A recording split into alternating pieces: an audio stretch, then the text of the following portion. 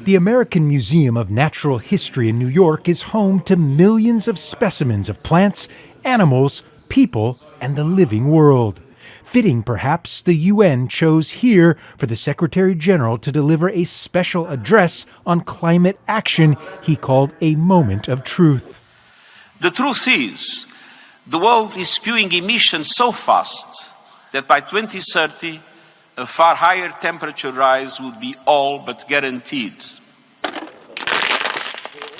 On Wednesday, the World Meteorological Organization said there is 80% likelihood that the annual average global temperatures will exceed 1.5 degrees above pre-industrial levels in the next 5 years. Why all this fuss about 1.5 degrees? Because our planet is a mess of complex connected systems, and every fraction of a degree of global heating counts. The difference between 1.5 and 2 degrees could be the difference between extinction and survival for some small island states and coastal communities. The difference between minimizing climate chaos or crossing dangerous tipping points. Guterres has spoken often about the urgent need for climate action, but here were specifics, 33 different asks or policy recommendations. Among them, a call for every country in the world to create a national climate action plan.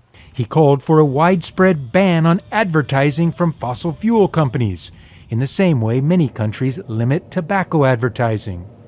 But if Guterres wanted to see the challenges of getting local governments to implement his ambitious climate call to action, he didn't have to look very far. I have directed the MTA to indefinitely pause the program.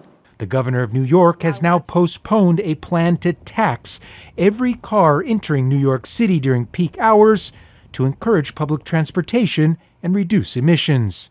It was due to go into effect later this month.